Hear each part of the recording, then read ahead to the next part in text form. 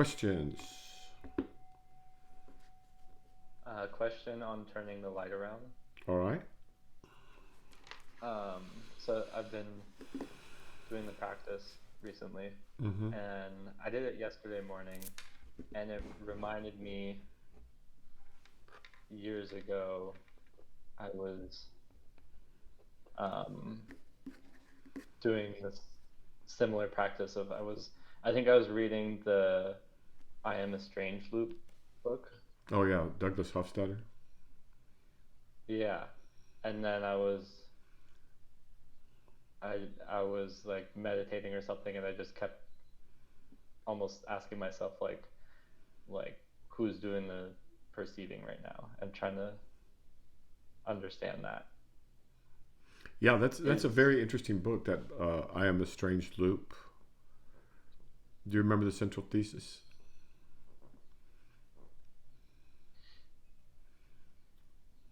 not quite, no. Yeah, I'm having Not much difficulty too. I articulate. think it had to do with reverberation. Oh, basically, consciousness is kind of an epiphenomenon. Like a fractal.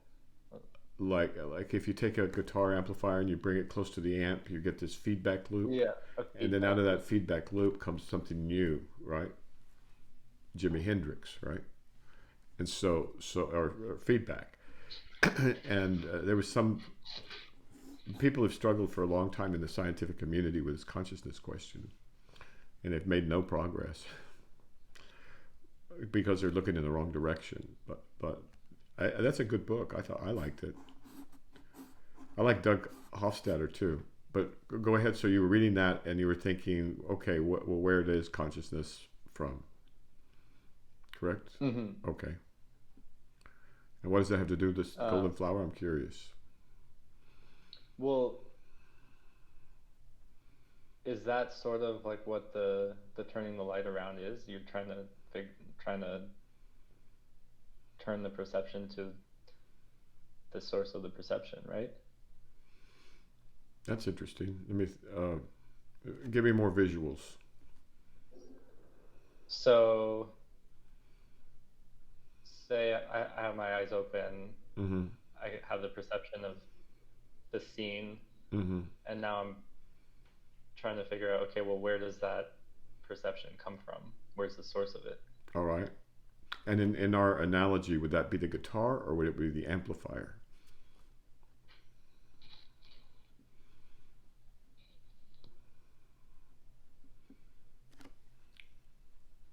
I'm not sure. So, but where? Okay, but just for fun, just for giggles, what is the source of the sound in a feedback loop that produce in a feedback loop a guitar, an amplifier, and a wire? So What's the source of the feedback?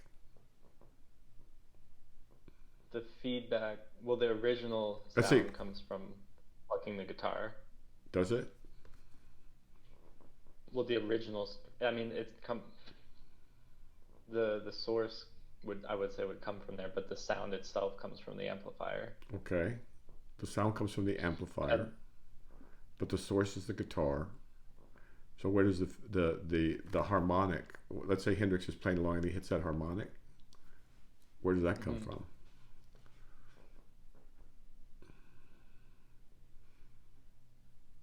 It's magic, right? It's the magic Yeah. of the spheres. It's the magic of numbers. It's the magic of harmonic waves in our universe. It's part of the magic of our universe. So, okay, so that's fun, but I don't think it has much to do with this golden flower practice for several reasons. So, but you were doing What the are the practice, and reasons? what happened? Well, um, I mean, we could. I'm sure we could find a physics book that would show us exactly how the reverberations, come out, and they come out at the certain oh, frequencies, right, and so on and so forth.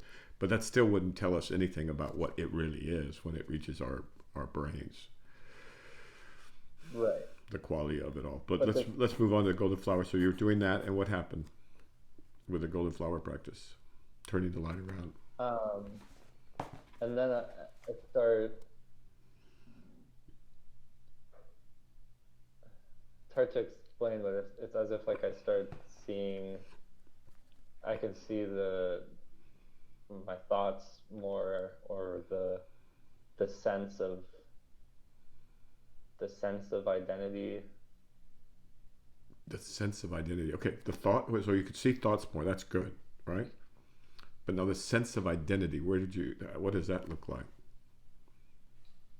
Both It figuratively just and feels literally. like it feels like a bundle of thoughts and sensations, but Okay. very particular. And then it almost kind of,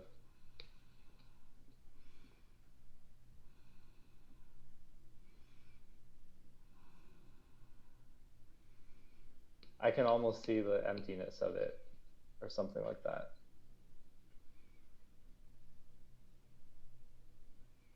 Define emptiness. What do you mean? I mean, I'm Like sorry. What do you mean by I emptiness? can, it feels like it's such a heavy feeling. And then as I start being able to see it clearly, it kind of like becomes, Is it a heavy feeling in your core, in your body, in your brain, in your mind? Is heavy literally heavy, or is it figuratively heavy? figuratively, like Okay, but literally, do you feel anything literally? there's a heavy sense, well, like tightness, or like heaviness in the body. Okay, so you do feel it in the body. Yeah. Okay, are you alert? You've been working a lot recently. How alert? Are you tired when you're doing it?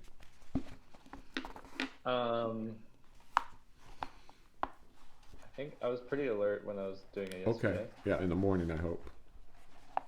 Hmm. Good, yeah, you should do this in the morning. So, say it again. Tell me what's happening. Give me the phenomenology of it. Well, yeah, so I'm trying to turn the light around, All right. and and I'm watching the thoughts come and go, Mm-hmm. and I can see the, visual perceptions on my eyelids. Mm-hmm. And then as I'm like trying to turn the light around,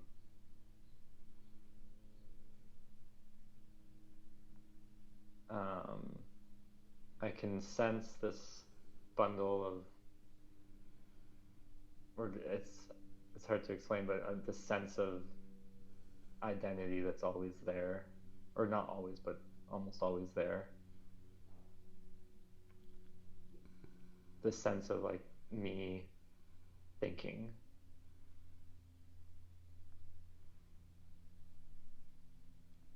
What comes to mind is I am.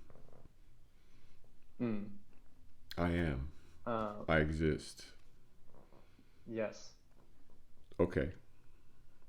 And then, and so when I was doing it yesterday, it like gets to that point, and then I almost see the hole in it or something, and then there's a feeling of like, of fear. The hole in the identity, Mm-hmm. and then there's fear. Okay. Let's go there next, but I want to read something from this book. It's on page 14. Do you happen to have this book handy? It's in my bedroom. Should I grab it? Yeah, why don't you? I'll read it to folks, and then you can while he's grabbing that book. People create the body by attention.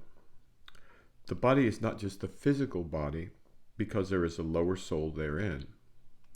The lower soul functions in association with consciousness, and consciousness develops based on the lower soul.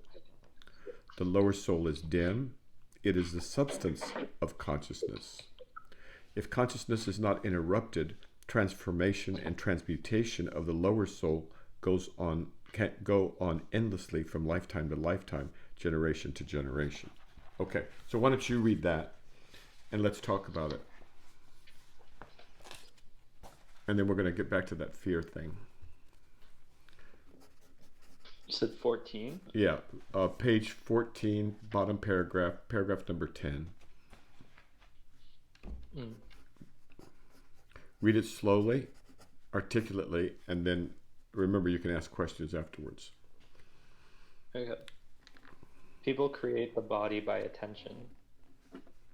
The body is not just the physical body, because there is a lower soul therein. The lower soul functions in association with consciousness, and consciousness develops based on the lower soul. The lower soul is dim. It is the substance of consciousness. If consciousness is not interrupted, transformation and transmutation of the lower soul go on endlessly from lifetime to lifetime, generation to generation. Okay. Questions about that? So first, to clarify, the consciousness here is with a small c. Correct. Very good point. Extremely good point. Here, consciousness means the human mind, the human mentality, as opposed to the mind of Tao or the celestial mind or big mind or the Nagual, or I'm sorry, I jumped ahead, but so here consciousness refers to the what goes on when you're thinking and perceiving objects, straws and cups. And it's saying, and the lower soul is like the unconscious. Yes, another good point. It's the dimmer conscious. It's the dimmer consciousness. That's the unconscious. This was totally misunderstood by Carl Jung, to devastating effects on our culture, right? Because if there had been a countervailing force to Freud, it could have made a huge difference. But the bad translation by Wilhelm and the truncated version that he used, just omitting things willy-nilly and missing the point altogether, created a real problem for Western psychology. But let's keep going. Any other questions? So what is it saying? It's saying that I think the consciousness is your thought patterns and good, that sort of thing. Good. The lower soul is dim. It is a substance of consciousness or mind. Next sentence. And it. No, go ahead. I was going to say it exists perpetually by having attention on it. So if you didn't have attention on it, it would cease. Correct. Very beautiful point. Without your attention, the thing just dries up and dies. Okay, that's I've never heard it formulated that way, and that's a beautiful way to formulate it. So thank you. That's great, actually. So without attention, the dim lower soul, the mind, the human mind, the mundane mind, the little mind, the thinking mind, just atrophies and dies unless you feed it with attention. Can you clarify that? Because there's cases where you might ignore something and it comes up in your unconscious. Another very good point. But let's read the last sentence of that of this passage, and then we'll talk about that. If consciousness is not interrupted. Now let's substitute. Let's substitute if the mundane mind, right, or the lower mind. So people, it's confusing for folks. Right.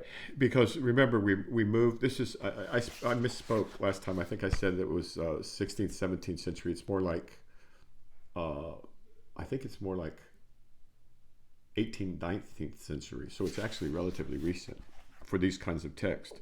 So read it again. The last sentence? Yes. If the mundane mind is not interrupted, transformation and transmutation of the lower soul go on endlessly from lifetime to lifetime, generation to generation. Yeah. So we inherit the sins of the father, right? We inherit the worldview of our ancestors.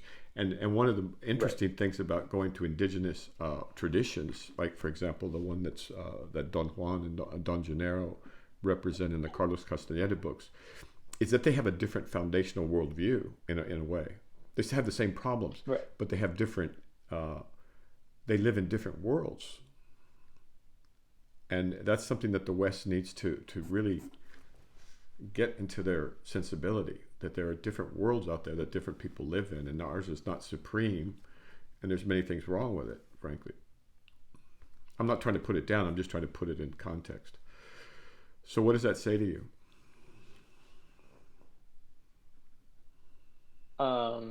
It tells me that you need conscious effort in order to break it, to Yes. to stop it. Yes, you do. And so otherwise it just keeps going and going and going, and you teach it to your kids, and they them to their kids, and it goes on and on and on. So, but we're only worried about here and now.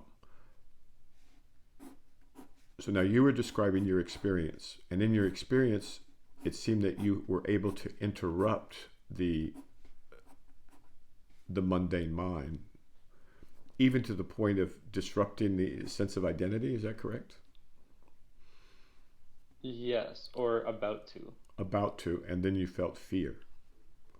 Yes. That's a very common, I mean, I don't know about very common, but it's common enough. So what do you think that's about? Well, it reminded me of when I was, well, I was in college, and I was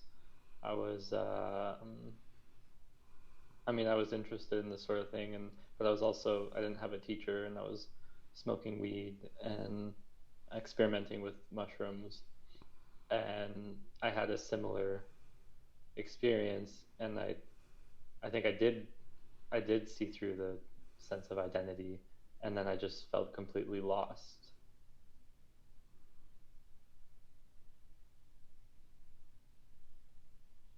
And that's frightening. Yes. I got lost in the Medina in Morocco when I was younger, even younger than you, under similar circumstances, and it scared me half to death. It scared me half to death. Yeah. I didn't know my name. I didn't know what country I was in. It was scary. Okay, but now that there's no fear now, correct? Right. So what do you think you were afraid of? I was afraid of getting robbed or stabbed. At the time? I was hanging out with, there was hanging out with some bad people from Spain, some hashish dealers. And they had been getting into fights and stuff like that with the Moroccans over all kinds of, I don't want to go into all that stuff, but so go ahead. So I think I was afraid of losing my mind or something. okay. Have you ever lost your mind?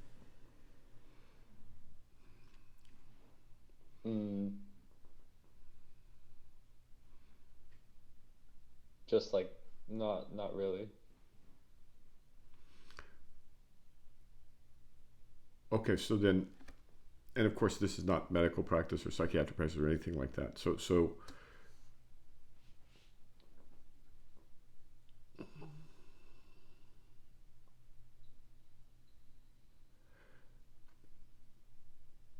I'm tempted to put words in your mouth, and I don't want to do that. Tell me more about this fear.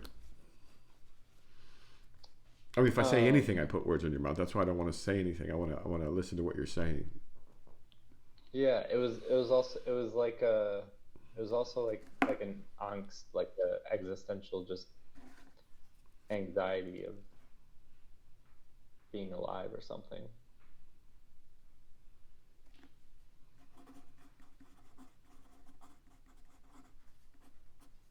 And Now, are we talking about the experience earlier in your life, yes, or are we talking about now? earlier. All right, let's do that real quick. So there was, okay. How acute was it? What do you mean by that? Like if there's an acute, a sudden onset of fear or existential anxiety, some people call that panic. Yeah, it was like that. All right, all right. And what happened when you were doing the golden flower practice was similar to that, or different, or more intense, less intense? What's going on? It not the same, but it brought back that memory of that. Ah, And yeah. I presume that was quite unpleasant. Recently or at the time? Well, let's talk about episode 1, and then we'll talk about the present. Yeah. Okay. And then we're going to drop episode 1. Episode 1 was unpleasant, right? Yes. All right. Very much so. So let's drop that now. There's no hope of changing the past, right? Yep. Of course, you can always change the past in the present by just reinterpreting it. Okay, so now let's go to the present. So you're doing the golden flower practice, and you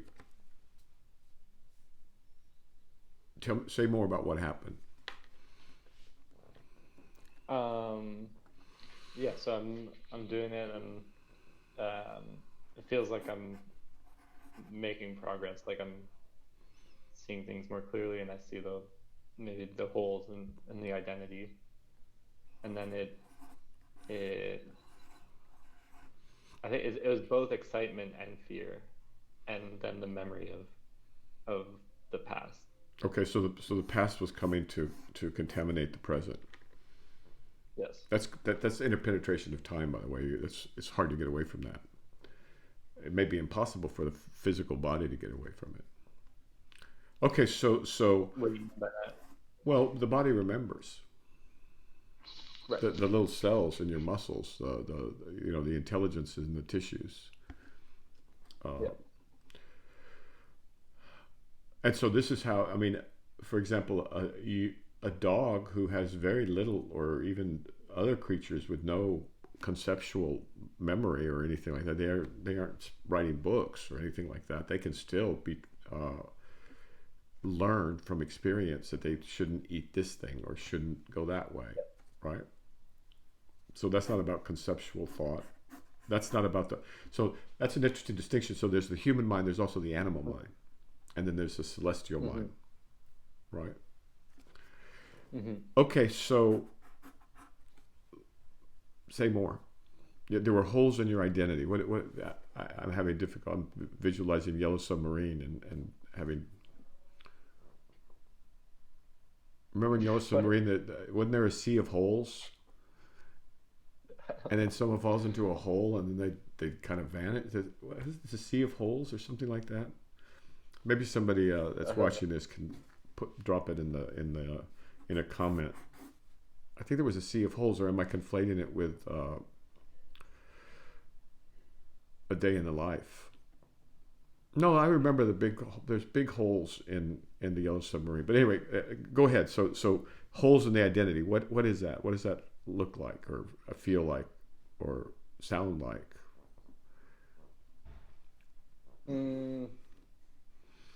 It feels like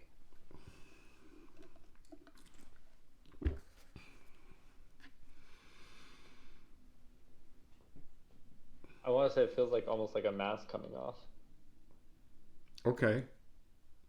So which would be more or if you had to choose, or if you can combine, that's even better. How do you get a mask coming off from holes in the identity?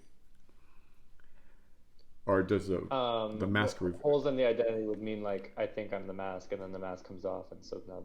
Okay. Like all right. Good. All right. So it feels like there's a superficial mask, and if that comes off, then there's no you. Something like that. I don't know, but superficial. Well, I guess yeah. No. Well, But use your own words. Use your own words. To like me, a mask seems false superficial. Pardon me, a false you. illusory or false.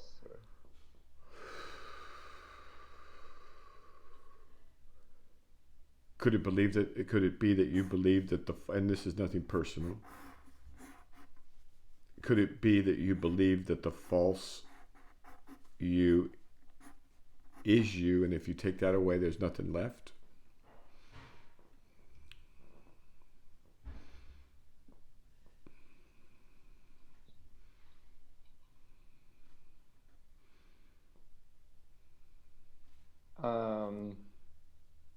Something like that. It almost feels like it's just like I'm gonna fall if it gets taken off.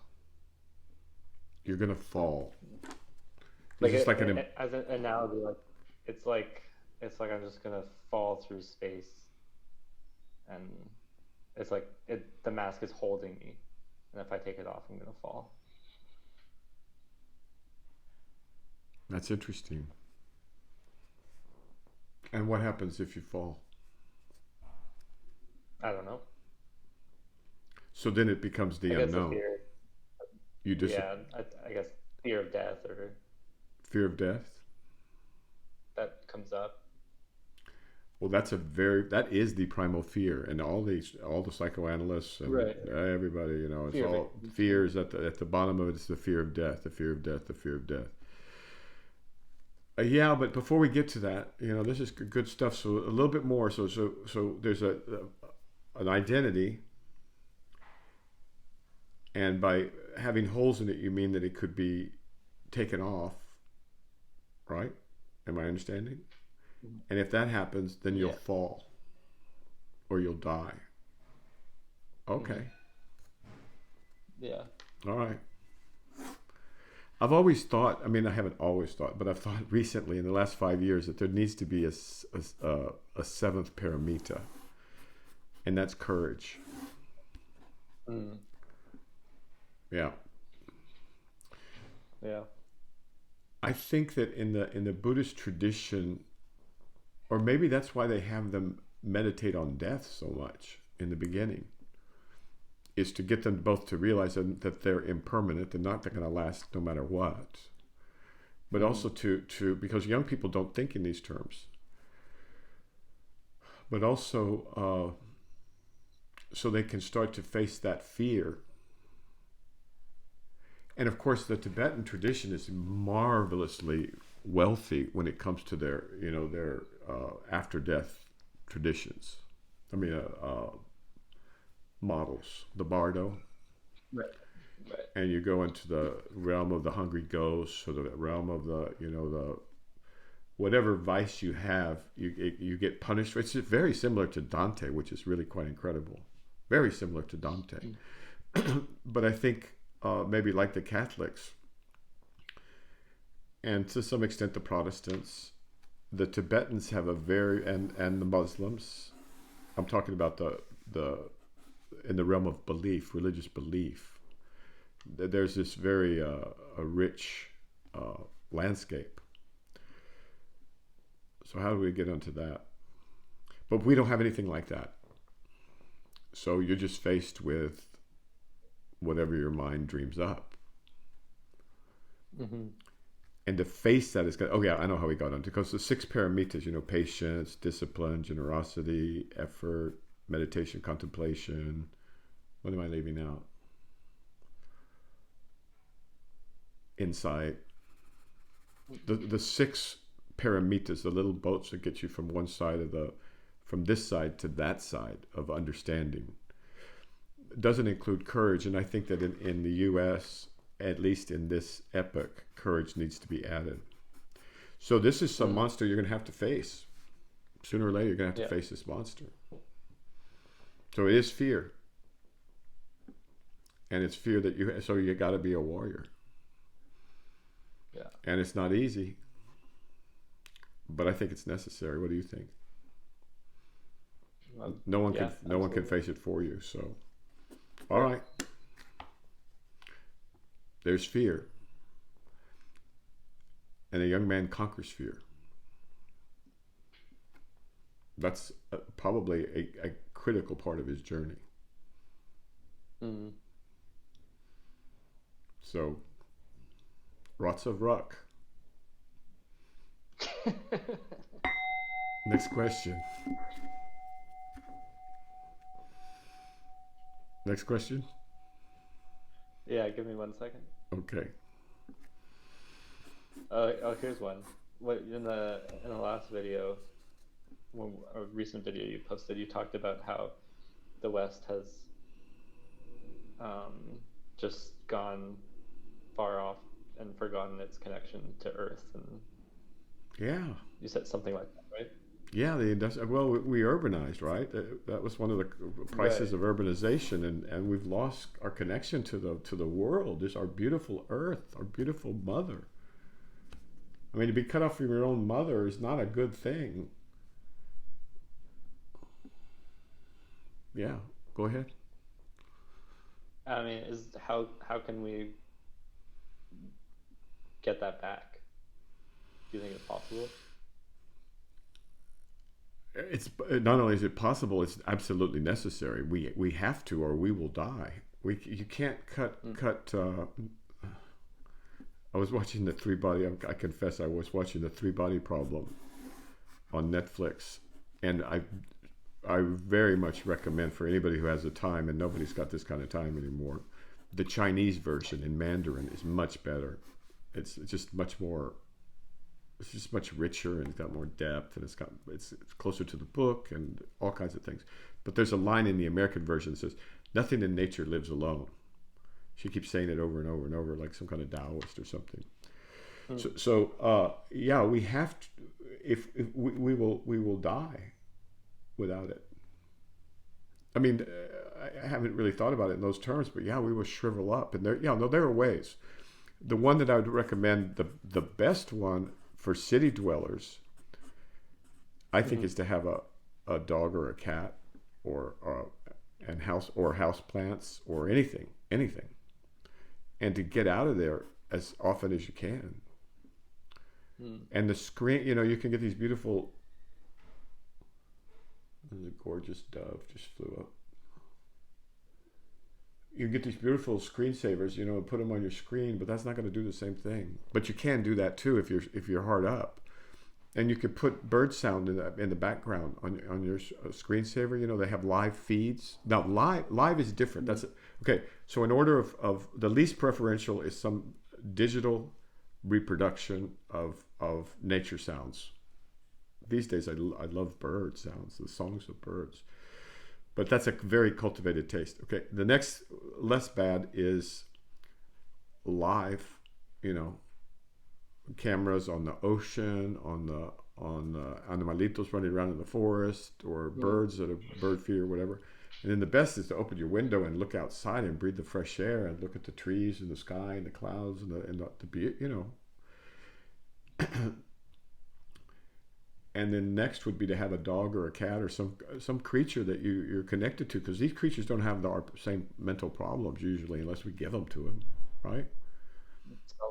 And then the Some of them next would do. be to get out there and make friends with nature. It's this is very hard for kids because they've grown up with their screens and in the city, and so they have no Mm-hmm. idea why they're so anxious. And it takes time to to learn what nature has to teach us. It takes time to connect with it. It takes time. It takes more time for people to connect with a forest than it does with another person or with a pet. Well, those things Mm-hmm. are almost immediate, but to take the time to get to know the our mother nature, that's the way to go. I mean, that's the only. I mean, and if you can do it, get nature around you, right? And we can do it if we Mm-hmm. were just a little bit more, and maybe we will now that people can work from any place. There's lots of room. Once we get away from, if you can live more than 2 miles from a Starbucks, I mean, that's part of it, is that we don't want to be away from our Whole Foods or from our Starbucks or from our you know HEB or whatever. So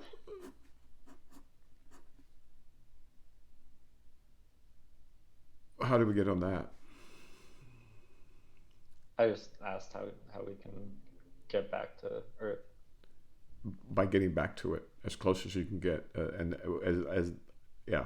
All right, so that question's answered. Next question.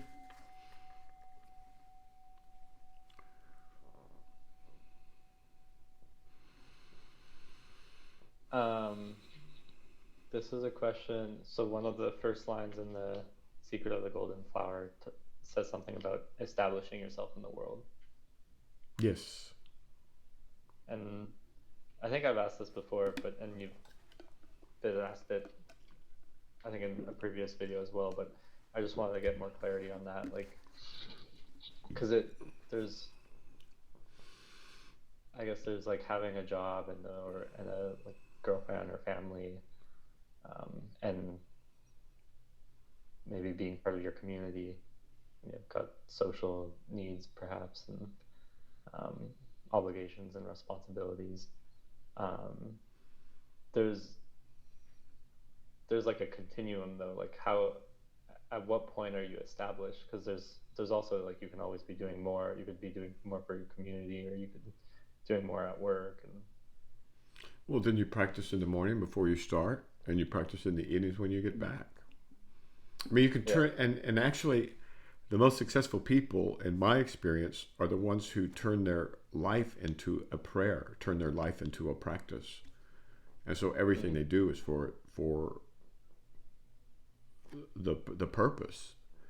And in the secret of the golden flower, they talk specifically about turning everything into Dharma practice. I mean, you can comb your hair and do it for the Buddha. You know, you can do your community service, but you're really doing it for God. You know, you're doing it for the spirit, or you're doing it for, in the sake of enlightenment. And that's really that. I think that's. I can't think of a tradition that's geared towards enlightenment that doesn't include that as a feature. Transmuting everything you do into the determination for enlightenment. Because you're not going to wake up with a real wake up, without a huge amount of dedication.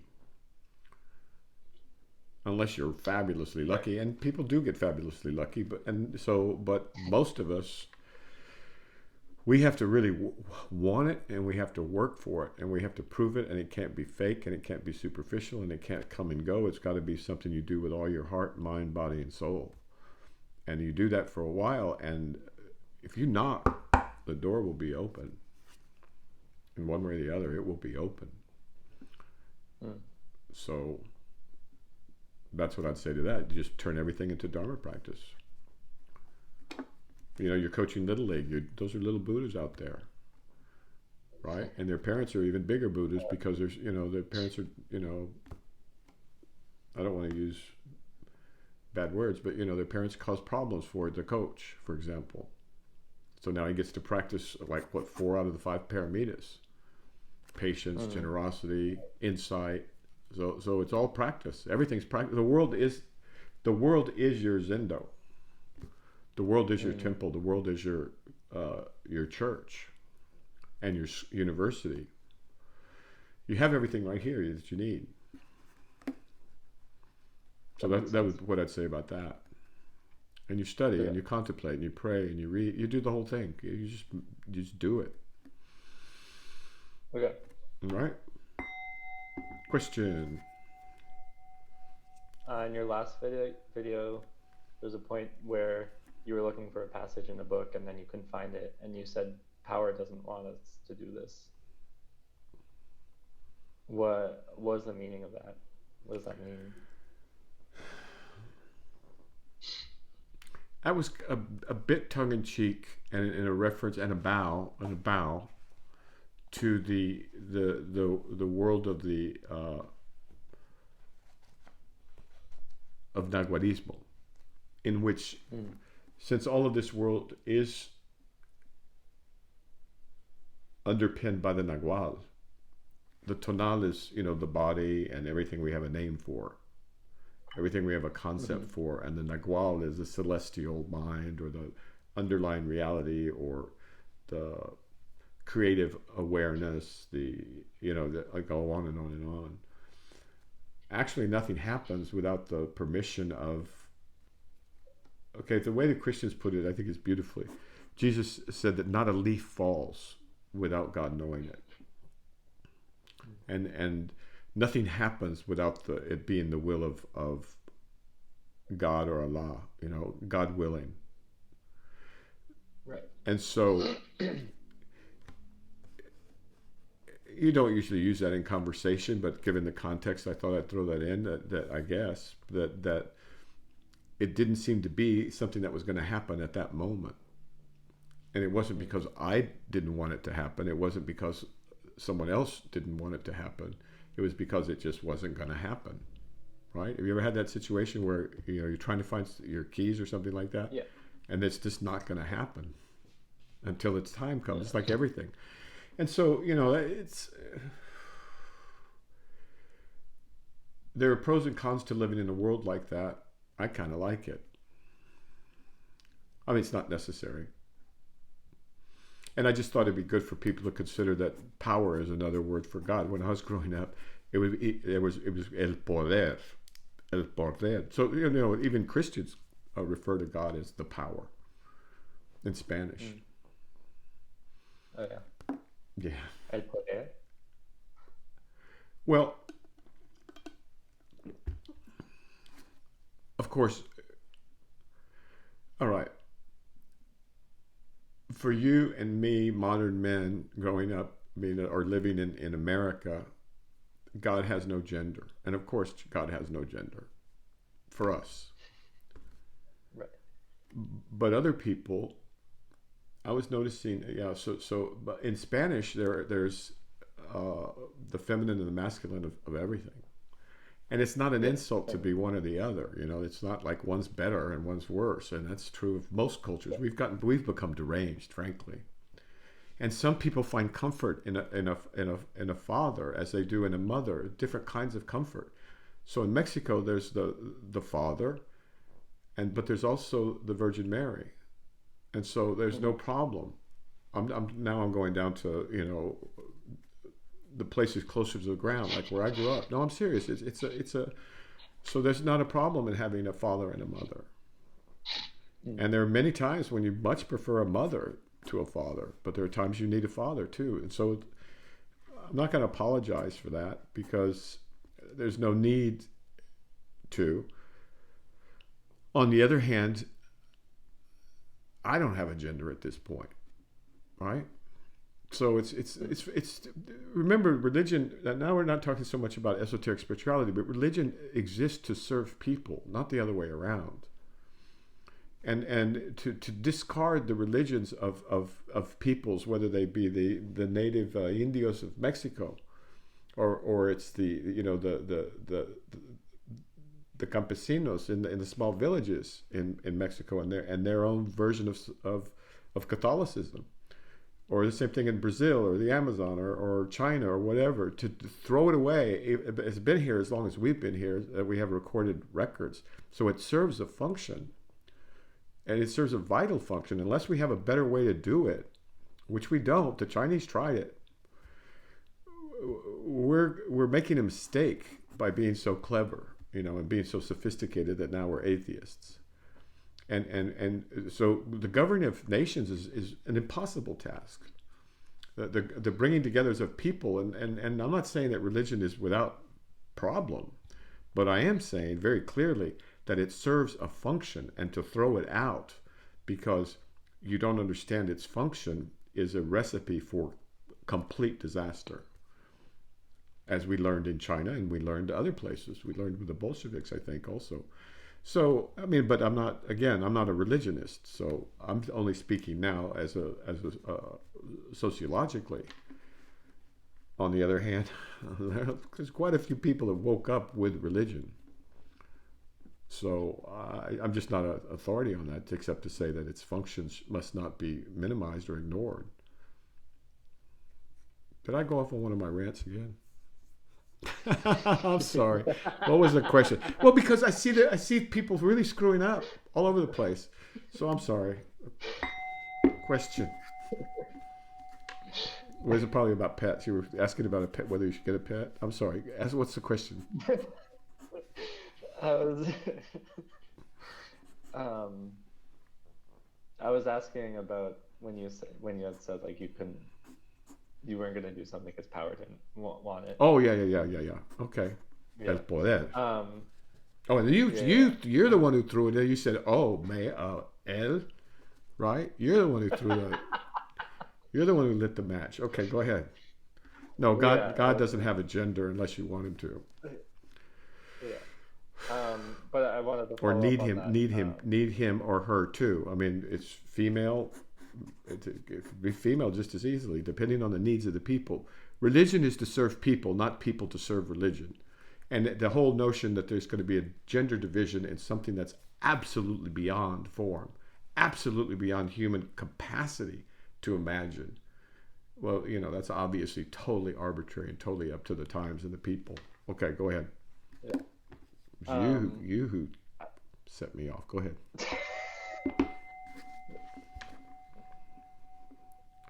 is there is there a danger of like using that as an excuse though, like not to do something? Or to, like if you're like, oh, power doesn't want me to do that, I can't do that right now. Like, Of course, it's like the or story of you could probably tell it better than I. The mullah's flying a plane, and he makes an announcement to the passengers that I'm sorry, ladies. This is your pilot, ladies and gentlemen. I'm sorry. We've one of our four engines has gone out, and we're not going to arrive in London for. We're going to be an hour late to arriving for London. So one of the four engines has gone out, and then 30 minutes later, I'm sorry, ladies and gentlemen. This is your pilot, the Mullah Nasruddin, and we're going to be 2 hours late to getting to London. Another engine's just gone out, and the passengers would look at each other, and and then, as you can imagine, an hour or so later, or 30 minutes later, says, "This is the Mullah, your pilot, and it looks like we're going to be 4 hours late getting to London, and if another engine goes out, it's going to take us all day."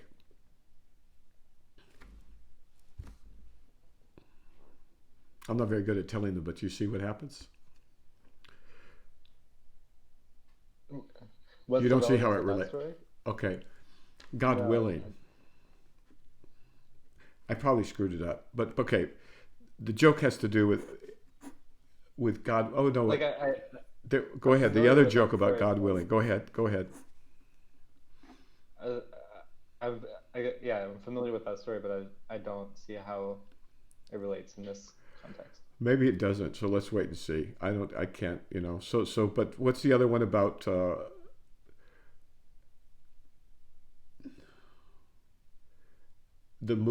Someone brought his coat to the mullah, and the mullah said, the man said, "Well, when will it be ready?" And he says, "Oh, we're to a tailor. The mullah's a tailor. The man brings Yeah. his suit to the tailor, the mullah, and says, when will it be ready?" And he says, "Next week, God willing." The man comes back next week later, and he says, "Is my suit ready?" He says, "No, but it'll be ready in a week, God willing." And Yes. the same thing happens next week, and the man says, "It'll happen." The mullah says, "God willing, it'll be ready, in 10 days." He says, "Well, what if we leave God out of it?" Right. Okay, so there's that. I'm not much. These guys are master joke tellers. I'm not. That's not my thing. So, does that help? Yeah, of course you can make excuses for Yeah. anything. Yeah. Yeah, and there's dangers in using anything, right? Yeah. You can drown in a bathtub. Next question. I have a few more, but we are over time. Um, All right, then go ahead. Keep going. Let me see. Hate to end on a joke that fell flat.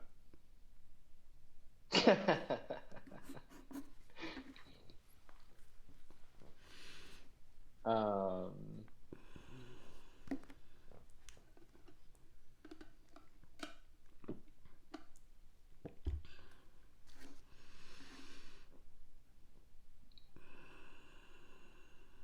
I just have a note here, but I don't remember writing it. But I wrote down what's how does presence, I guess, I think that's Eckhart Tolle's term, relate to impeccability? Does it really? Actually, that's an interesting question. I don't know. I'm sure Eckhart Tolle has. I'm not sure. I would imagine that he's got private students, and that he has more rigorous teachings that he saves for people that are serious. But I think he does a spectacular job of just helping anybody that wanders in kind of living a better life by being more conscious, more present, and sticking here in the here and now. So, and that use of that word is perfect because it's got no religious connotations, and Mm. it's just useful to a lot of folks. I mean, so I think it's great what he did. Uh, And it's because and what does Spira call it? Rupert Spira. Oh, he calls it the I am, or I amness, right, in the Hindu tradition. I wonder if Meister Eckhart, the person that Eckhart named himself after, whether he used that. I don't know.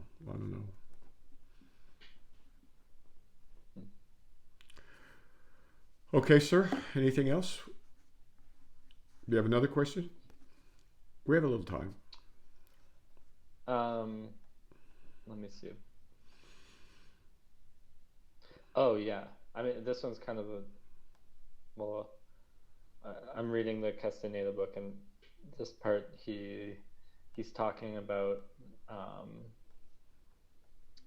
think he's talking about the assemblage point and the gap, and he talks about the danger of opening your gap and filling it with your will, or your defense is either filling it with your will if you know how to do that, or by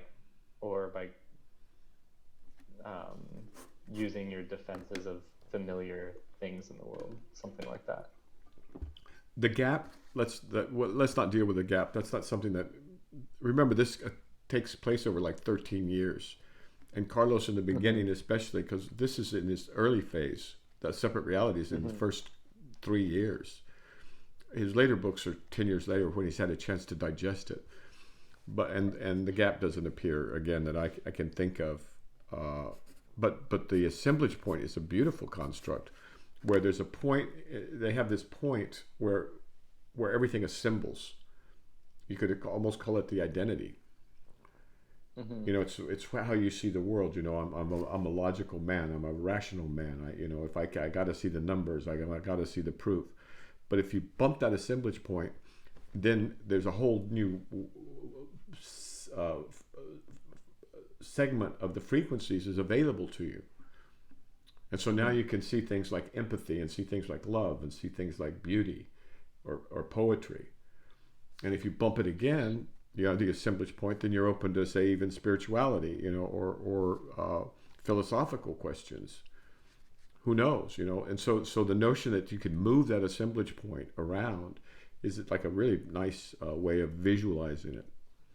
And later, when we start talking about the way we assemble a self. So remember, it says in The Secret of the Golden Flower, it says we assemble a body with our attention. People create the body by attention. Well, we select what we attend to, and we make a body out of it. And so some people live with this, what do they call it? What do they call that thing that kind of the aura, right? They see those auras. Right. Have you ever heard that from the New Age? Yeah. And then the Toltecs are talking about the luminous egg. But we've got, the free energy principle, and so everybody's got their own cool models, but they're all just descriptions. None of them will get to the reality. And so it's just a lot of fun to compare those across cultures and across disciplines. Okay, so think about the assemblage point and think about moving yours. So now, to conquer fear, you're going to need to move your assemblage point. You don't have to think about it in those terms. You don't have to think about it at all. But the warrior must confront